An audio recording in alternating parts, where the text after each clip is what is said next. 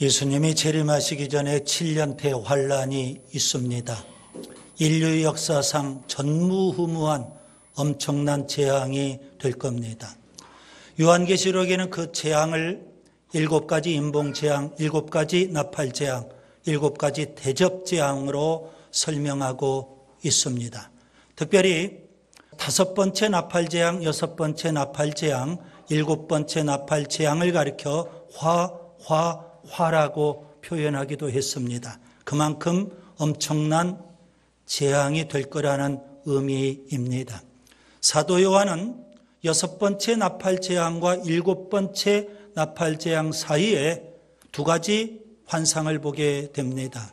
하나는 요한계시록 10장 힘센 천사 환상이고요. 또 하나는 요한계시록 11장 두 증인 환상입니다. 저는 지난 시간 요한계시록 10장 힘센 천사 환상을 두루마리 환상으로 바꾸어서 말씀드렸습니다. 강조점을 힘센 천사가 아니라 두루마리에 두어야 한다. 그런 의미로 두루마리 환상이라고 표현해 드렸고요. 오늘 요한계시록 11장 두 증인 환상도 저는 하나님의 성전 환상 이렇게 표현해 보겠습니다. 강조점을 두 증인이 아니라 하나님의 성전에 두어야 하기 때문에 그렇습니다.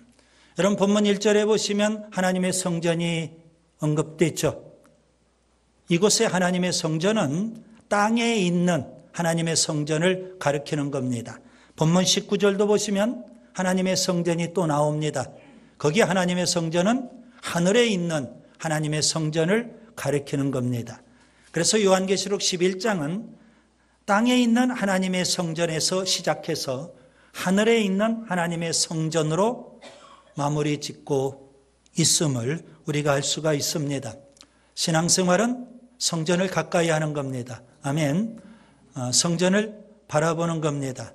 그러나 여러분 땅의 성전만 바라보는 것으로 끝나지 마시고 하늘의 성전을 소망해야 되는 줄 믿습니다. 땅의 성전만 다니다가 끝나지 마시고 끝내는 우리가 하늘의 성전에도 들어가야 되는 줄 믿습니다. 본문 1절 땅에 있는 하나님의 성전을 말씀하고 있는데 실제 예루살렘에는 지금 현재 성전이 없습니다. 구약시대 때 솔로몬이 하나님을 위해서 성전을 건축을 했습니다. 그 성전을 솔로몬 성전 혹은 제1성전 이렇게 표현합니다. 그런데 이스라엘 백성들이 불순종하고 하나님을 거역하고 우상을 섬깁니다. 바벨론의 침공을 통해서 유다 나라가 망하고요. 그리고 성전도 무너져 버렸습니다. 바벨론 포로 생활을 하고 있던 유대인들이 다시 포로에서 돌아와서 성전을 건축합니다. 스룹바벨을 중심으로 힘들고 어렵게 성전을 건축을 했어요. 그래서 그 성전을 스룹바벨 성전 혹은 제2성전 이렇게 표현합니다. 그런데 제2성전은 신구약 중간시대를 보내면서 많이 훼손이 됐습니다. 예수님 당시 헤롯 대왕이 있었는데 헤롯 대왕이 대대적으로 그 성전을 증개축합니다. BC 20년부터 시작해서 AD 63년경에 완성이 됐어요. 거의 한 80여 년 걸려서 성전이 증개축된 겁니다. 그래서 그 성전을 헤롯 성전 이렇게도 표현하기도 합니다. 그런데 안타깝게도 그 헤롯 성전은 AD 70년 노마이 티도 장군이 침공해서 예루살렘 성이 함락되고 성전도 무너져 버리고 말았습니다. 그 성전터 위에 지금 현재 오마르의 회교사원, 황금사원이 서 있다는 사실입니다. 그렇기 때문에 지금 현재 예루살렘에는 성전이 없습니다. 그러나 분명 마지막 때 유대인들은 예루살렘에 성전을 다시 세우게 될 겁니다. 그 성전을 우리는 환란성전 혹은 제3성전 이렇게 표현합니다. 오늘 본문 1절의 내용이 바로 그런 배경을 염두에 두고 여러분이 읽으셔야 되겠고요. 본문 2절, 이방인들은 거룩한 성 예루살렘을 42달 동안 짓밟는다고 했습니다. 7년 대환란 가운데 후 3년 반 때 있을 일입니다. 그리고 본문 3절, 두 증인이 등장을 합니다. 그들은 7년 대환란 때, 특별히 전 3년 반 때 우리가 요한계시록 7장에서 배웠죠. 14만 4천 유대인들입니다. 그들과 함께 복음을 전하는 증인이 될 겁니다. 여러분, 이러한 내용들을 좀 염두에 두시고 오늘 요한계시록 11장을 우리가 좀 더 자세하게 관찰하고 공부하려고 합니다. 저는 오늘 본문을 세 단락으로 나누겠습니다. 첫째, 본문 1절과 2절입니다. 사도 요한은 성전을 측량했습니다. 10장에 힘센 천사가 나오죠. 그 힘센 천사가 사도 요한에게 지팡이 같은 갈대를 주면서 이렇게 명령합니다. 일어나라. 하나님의 성전과 제단과 그 안에서 경배하는 예배자들을 측량하라. 성전 바깥 마당은 측량하지 말고 그냥 두라 했습니다. 여러분, 여기서 갈대는 측량 도구를 의미하는 겁니다. 여기 성전은 마지막 때 서두에도 제가 말씀드린 대로 예루살렘에 세워질 제3성전, 환란성전을 가리키는 겁니다. 그리고 성전 바깥 마당은 이방인의 뜰을 가리키는 것입니다. 지금 현재 이스라엘에서는 제3성전 건축을 위한 움직임이 아주 활발합니다. 주로 산헤드린 공회를 중심으로 해서 그 일이 구체적으로 진행되고 있는데요. 여러분, 산헤드린 공회는 유대교의 최고 의결기관입니다. 주 70년 노마이 티도 장군에 의해서 예루살렘 성이 함락되고 헤롯 성전이 무너질 때 바로 그 직전에 헤롯 성전 안에서 산헤드린 공회가 공식적으로 마지막 모임을 가졌습니다. 기록에 의하면 그 산헤드린 공회는 주 425년까지 모임을 가졌다고 합니다. 그런데 우리가 잘 아는 대로 20세기 들어와서 1948년 이스라엘 나라가 재건되었고요. 1967년 6.1 전쟁을 통해서 예루살렘이 탈환됐습니다. 그리고 2005년 예루살렘에서 실로 1600년 만에 산헤드린 공회가 재설립되었습니다.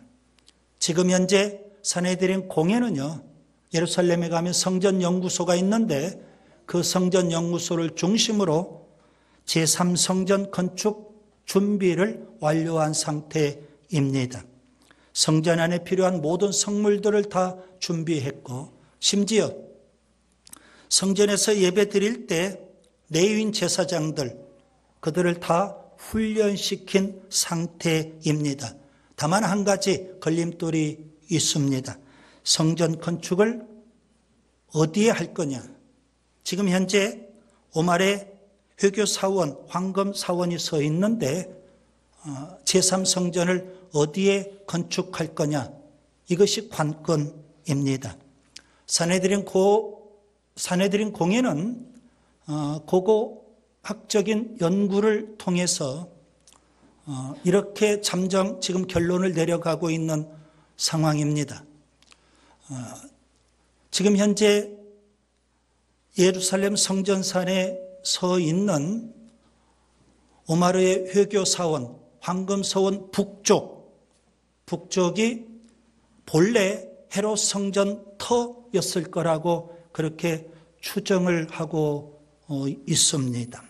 제가 왜 이런 말씀들을 드릴까요? 만약에 그게 사실이라면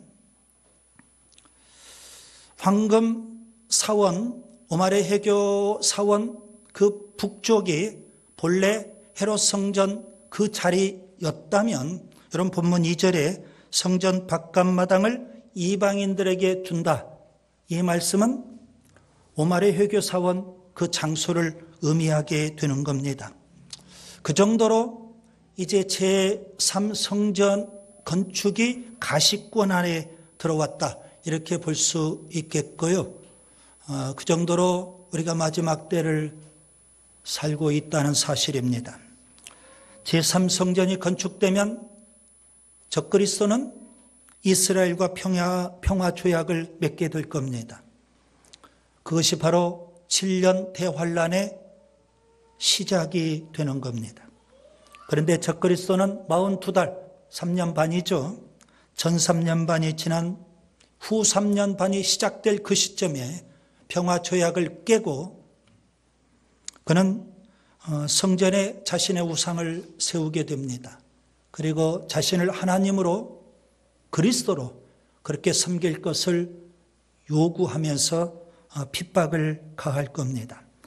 다니엘은 일찍이 이러한 것을 내다보고 이렇게 예언했습니다. 다니엘서 7장 27절, 그가 적그리스도죠. 장차 많은 사람과 더불어 한 일해 동안 7년 대환란입니다. 언약을 굳게 맺고 그가 그 일의 절반, 후 3년 반이죠. 제사와 예물을 금지할 것이며 또 포악하여 가정한 것이 날개를 의지하여 설 것이며 또 이미 정한 종말까지 진노가 황폐하게 하는 자에게 쏟아지리라 했습니다.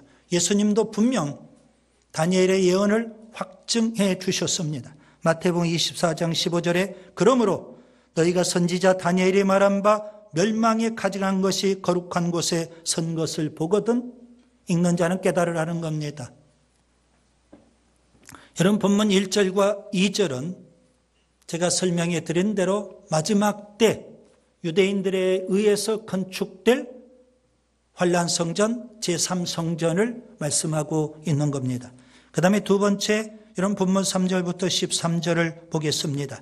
두 증인이 나오죠. 그들은 1260일 동안 예언을 합니다. 하나님은 7년 대환란 때 복음을 전하는 전도자 두 사람을 특별하게 세워주실 겁니다. 그들은 서두에도 말씀드린 대로 14만 4천 유대인들과 함께 주로 동족 유대인들을 상대로 복음을 전하게 될 겁니다. 오늘 본문에 나의 두 증인에게 권세를 주신다고 했습니다. 특별히 이 두 증인은 나의 두 증인이라고 했습니다. 하나님이 특별히 택하신 종들을 의미하는 겁니다. 그들에게 권세를 주셨고 그들은 하나님이 주신 권세를 갖고 담대하게 복음을 전하게 될 겁니다. 오늘 본문에 보면 그 두 증인의 특징 4가지를 우리가 살펴볼 수 있습니다. 본문 3절을 보세요. 굵은 베옷을 입고 1260일 동안 예언을 할 겁니다. 굵은 베옷을 입는다는 것은 회개하라, 회개의 복음을 전한다는 의미입니다. 세례 요한이 이렇게 외쳤죠. 회개하라, 천국이 가까이 왔느니라.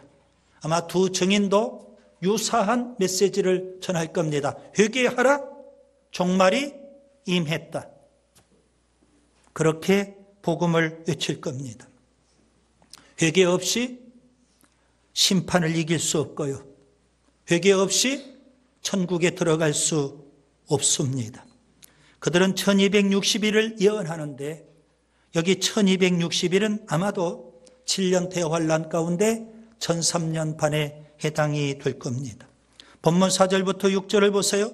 그들은 두 감람나무와 두 촛대라고 했습니다.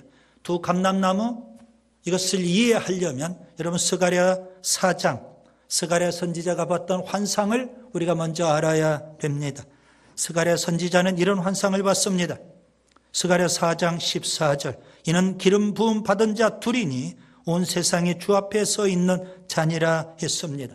두 감람나무 환상을 봤는데 그들이 바로 하나님으로부터 기름 부음 받은 자 두 사람을 의미한다는 겁니다. 스가랴 선지자 그 시대 때 한 사람은 대제사장 여호수아였고 또 한 사람은 스룹바벨이었습니다. 마지막 때 오늘 본문의 두 감람나무는요, 하나님께서 성령으로 기름 부으셔서 하나님께서 특별하게 사용하실 증인들일 겁니다.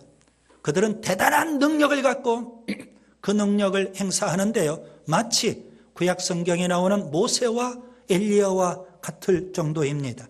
모세처럼 물을 피로 변하게도 하고요. 엘리야처럼 하늘을 닫고 그들이 예언하는 1260일 동안 비가 오지 못하게 할 정도의 능력을 행하기도 할 겁니다. 본문 7절부터 12절을 보세요. 그들은 적그리스도에 의해서 끝내 순교하지만 부활하고 구름을 타고 승천하게 될 거라는 겁니다. 여러분, 여기에 무저갱에서 올라오는 짐승이 있어요. 그 짐승이 바로 적그리스도를 가리키는 겁니다. 적그리스도는 두 증인을 그냥 놔두지 않을 겁니다. 핍박하고 끝내는 복음을 전하지 못하도록 죽이게 될 겁니다. 그들의 시체를 3일 반 동안 길에 방치해 둘 겁니다. 그것이 바로 예루살렘인데요. 예루살렘은 소돔 같고 애굽 같은 곳이라고 표현했습니다. 여러분, 소돔이 어떤 곳이고 애굽이 어떤 곳일까요? 소돔은 성적으로 타락한 곳입니다. 애굽은 우상의 도시입니다. 마지막 때 성지인 예루살렘이 성적으로 타락하고 영적으로 음란한 그런 곳이 되고 말 거라는 겁니다. 하나님께서는 두 증인, 비록 장례식도 제대로 치르지 못했던 그들의 시신에 생기를 불어넣어 주시고, 그래서 3일 반 만에 그들이 부활하게 되고 구름을 타고 하늘나라로 하나님께서 불러오시게 될 겁니다. 본문 13절, 큰 지진이 일어나고요. 예루살렘 성 10분의 1이 무너지고 7천 명이 죽는다고 했습니다. 큰 지진이 일어나게 될 겁니다. 스가랴 선지자가 그 사실을 예언 가운데, 환상을 보고 예언 가운데 이렇게 말을 했습니다. 스가랴서 14장 4절과 5절에 보시면 예루살렘 동쪽에 감람산이 있는데 감람산이 두 쪽이 나서 서로 갈라지게 될 거라는 겁니다. 가운데 큰 골짜기가 형성이 될 정도로 그런 큰 지진입니다. 오늘 본문에 보니까 그 지진으로 인해서 예루살렘 성이 10분의 1이 무너지고 7천 명 정도의 사람들이 죽게 돼요. 하나님의 진노죠? 왜 그렇습니까? 소돔 같은 예루살렘, 성적으로 타락한 예루살렘, 애굽 같은 예루살렘, 영적으로 음란한 우상 섬기는 그런 예루살렘, 하나님께서 진노하시고 심판하시는 겁니다. 그 다음에 세 번째 본문 14절부터 19절을 보겠습니다. 일곱째 천사가 나팔을 붑니다. 첫째 환은 다섯째 천사의 나팔이고요. 둘째 환은 여섯째 천사의 나팔입니다. 그리고 셋째 환은 일곱째 천사의 나팔 재앙입니다. 일곱째 천사가 나팔을 불 때 일곱째 나팔 재앙이 시작되는데요. 여러분, 일곱째 나팔 재앙 속에는 7가지 대접 재앙이 포함되어 있는 겁니다. 그래서 화라고 표현되어 있습니다. 너무 엄청난, 너무 끔찍한 재앙이 될 겁니다.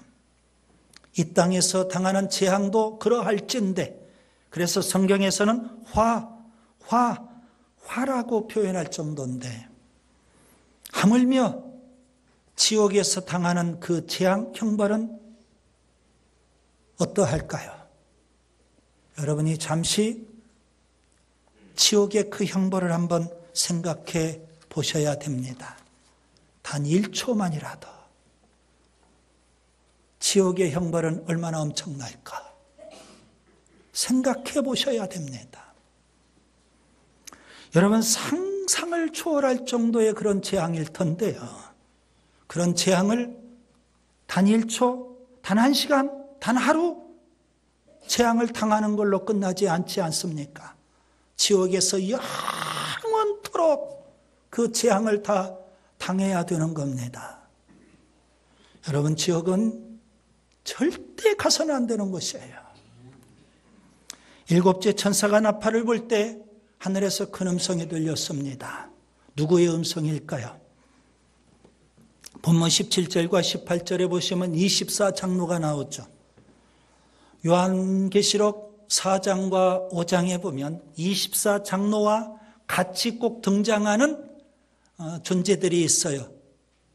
누굴까요? 네 생물입니다. 네 생물. 그래서 오늘 여기 하늘에서 들리는 큰 음성은 네 생물의 음성으로 해석을 해봅니다. 요한계시록 4장 8절에 네 생물이 밤낮 쉬지 않고 보좌에 앉아 계신 하나님을 찬송을 하죠. 요한계시록 5장 9절에는 어린 양 예수님을 찬송하고 있어요. 그 네 생물이 하늘에서 큰 음성을 들려주고 있는 겁니다. 본문 15절 네 생물은요, 어린 양 예수님이 영원토록 왕노릇 하신다고 그렇게 찬송을 드리고 있습니다. 이런 본문 15절 그들의 찬송을 우리 다 같이 한번 읽겠습니다. 세상 나라가 우리 주와 그의 그리스도의 나라가 되어 그가 세세토록 왕노릇 하시리로다. 본문 17절과 18절에 보시면 24장로가 하나님께서 큰 권능으로 왕노릇 하신다고 찬송하고 있습니다. 여러분 본문 17절과 18절 24장로의 찬송도 우리 같이 한번 읽겠습니다. 감사하옵나니 옛적에도 계셨고 지금도 계신 주 하나님 곧 전능하신 이여 친히 큰 권능을 잡으시고 왕노릇 하시도다. 이방들이 분노하며 주의 진노가 내려 죽은 자를 심판하시며 종선지자들과 성도들과 또 작은 자든지 큰 자든지 주의 이름을 경외하는 자들에게 상 주시며 또 땅을 망하게 하는 자들을 멸망시키실 때로소이다. 만왕의 왕이신 하나님, 그분께서 불신자에게는 심판을 내리시고요, 하나님을 경외하는 사람들에게는 상급, 천국에서 영생복락을 누리게 해주시고요, 땅을 망하게 하는 사람들, 불신자는 자기 한 사람 지옥 가겠지만 땅을 망하게 하는 사람들은 다른 사람까지 천국까지 못하도록 하는 거 아니겠습니까? 그들에게는 하나님께서 멸망을 주신다고 했어요. 여러분은 어디에 속한 사람입니까? 불신자입니까? 땅을 망하게 하는 사람들입니까? 아니면 하나님을 경외하는 사람입니까? 본문 19절 사도 요한은 땅에 임할 하나님의 심판을 예언하면서 환상 가운데 하늘이 열리고요, 하늘에 있는 하나님의 성전을 환상 가운데 보게 됩니다. 성전 안에 하나님의 언약궤를 봤고요, 번개와 음성과 우레와 지진과 큰 우박이 있는 것도 봤습니다. 여러분, 여기 언약궤라는 것은 하나님의 임재를 상징하는 겁니다. 번개와 음성과 우레와 지진과 큰 음성은, 큰 우박은 하나님의 권능을 상징하는 겁니다. 하나님을 경외하는 자들에게 하나님은 권능으로 임하시고, 환상 가운데 하늘이 요한에게 열렸던 것처럼 하나님을 경외하는 자들에게 하나님은 하늘을 여셔서 하늘의 성전을 보여주시고, 분명 성전으로 올라오라, 성전을 약속해 주시는 줄 믿습니다. 반면에 불신자와 땅을 망하게 하는 사람들에게 하나님은 하나님의 권능으로 심판하시고 멸하실 겁니다. 이제 말씀을 정리합니다. 요한계시록 11장은 흔히 두 증인 환상이라고 말합니다. 그러나 저는 이것을 하나님의 성전 환상 이렇게 표현했습니다. 하나님의 성전에는 두 가지가 있습니다. 땅에도 하나님의 성전이 있고요, 그리고 하늘에도 하나님의 성전이 있습니다. 지금 현재 땅에는 하나님의 성전이 없지만 마지막 때 유대인들에 의해서 성전이 세워질 겁니다. 그 성전은 제3성전, 환란성전입니다. 물론 우리가 교회당, 이것도 하나님의 성전이라고 볼 수 있습니다. 여러분, 땅에 있는 하나님의 성전만 들락날락하지 마시고 하늘에 있는 성전에 들어가야 되지 않을까요? 땅의 성전만 바라보지 마시고 하늘의 성전을 소망하시기 바랍니다. 사도 요한에게 주셨던 환상, 오늘 우리들이 봐야 됩니다. 하늘이 열리고 하늘의 성전을 우리가 소망해야 되지 않을까요? 그런 사람은 오늘 본문에 나온 두 증인 열심히 회개하라, 천국 복음을 전하게 될 거예요. 그들은 적그리스도에 의해서 끝내 순교할 수밖에 없게 되겠지만 여러분, 어떤 방해와 회방과 핍박, 고난이 주어진다 할지라도 우리도 두 증인처럼 열심히 이 천국 복음을 전해야 되지 않을까요? 뭐 하면서요? 천국 하나님의 성전을 소망하면서